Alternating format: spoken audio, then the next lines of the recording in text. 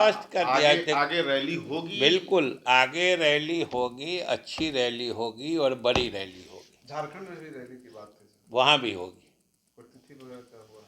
ये सब जगह होगी। जब स्वाभाविक रूप से जो हमारे लीडर हैं, सरकार के भी मुखिया हैं और पार्टी के सर्वमान्य नेता हैं, और देश में आम चुनाव होने वाले हैं, तो वो तो अलग अलग जगहों पर जाएंगे ही, सभाएं होंगी ही।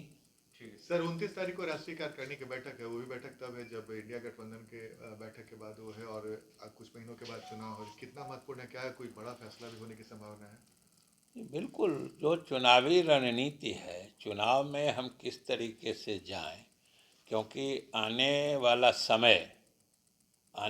साल और समय दोनों हम लोगों के लिए लगातार महत्वपूर्ण होने वाले हैं।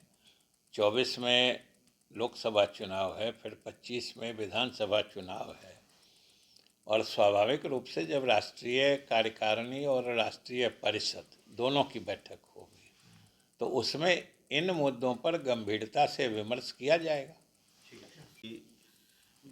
जीत हुई है, अगर कांग्रेस इंडी अलायंस के साथ इन राज्यों में चुनाव लड़ता तो क्या लगता है कि स्थिति दूसरी बन जाती?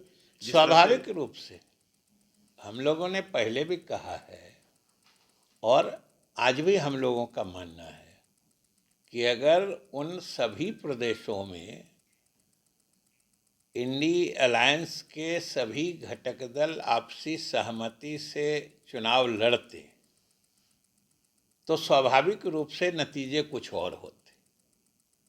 यह हर कोई समझता है, और ये राजनीति में या लोगों के मतदान करने का जो ट्रेंड होता है, तरीका होता है, वो सिर्फ अरिथमेटिक नहीं होता है, वो माहौल और एक तरह से मनोवैज्ञानिक स्थिति के से भी प्रभावित होता है, जिसका अनावश्यक फायदा भाजपा उठाना चाहती है। अभी आपने कहा राम मंदिर का मुद्दा, राम मंदिर का मुद्दा चुनाव का मुद्दा कैसे बन सकता है? राम का मंदिर बन गया, जो लोग हिंदू हैं, जिनको हिंदू को राम भगवान में आस्था है, सब लोग पूजा करेंगे। भगवान कहीं किसी एक पार्टी के हो सकते हैं क्या? सर, बिहार में जातिगत 19 सांसदों को आज फिर निलंबित कर दिया गया है, जो ब्रिज नहीं, मामला था। वहाँ वो छोड़िए ना, वो सब हम लोग देखते हैं। कोई मुद्दा पर बात हुई तो ये सब ये बात विपक्ष के लोगों को बार बार सस्पेंड किया जा रहा है, और जो लैप्सेस हुए हैं सिक्योरिटी में लोकसभा में, उसकी बात उठाने पर देखिए, जो सिक्योरिटी में जो संसद की सुरक्षा में कोताही या ढिलाई या चूक जो भी हुई है, इसको तो सभी मान रहे हैं, और जो नहीं मानेंगे इसका मतलब वो सच्चाई से आंख मूंदेंगे। और चूक है सो कोई वैसी ऐसी चूक नहीं है, ये भयानक चूक है, ये खतरनाक चूक है। तो सब लोग कह रहे हैं कि इसके लिए दोषी या जिम्मेदार लोगों की पहचान करके कार्रवाई की जाएगी, और अगर विपक्षी दल इस मुद्दे को गंभीरता से लेने के लिए सरकार पर दबाव डाल रहे हैं तो यह भी कोई अनुचित बात थोड़े ही है। नीतीश कुमार जी की दम पर कराया, और इस मुद्दे को उठाने की जोर शोर से तैयारी भी थी इंडिया गठबंधन की, लेकिन राहुल गांधी ने 5 राज्यों के चुनाव में इस मुद्दे को जोर शोर से उठाया, लेकिन शायद उसका फायदा नहीं मिल पाया। क्या इस मुद्दे को 2024 में उठाने की तैयारी है? फिर से इंडिया गठबंधन का मेन मुद्दा रहेगा?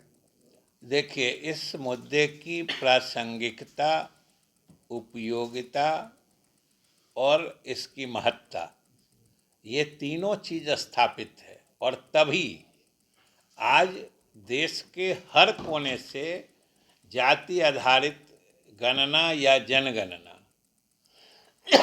की मांग लगातार हो रही है।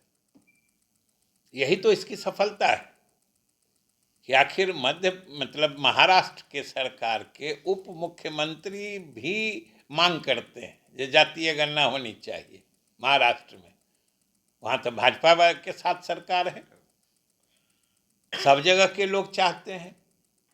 तो ये तो इस मुद्दे की सफलता है और इस मुद्दे की देश भर में व्यापकता है जो चारों तरफ से मांग आ रही है। इसको कोई चुनावी मुद्दा बनाएगा क्या? ये तो आम लोगों का मुद्दा बन चुका है।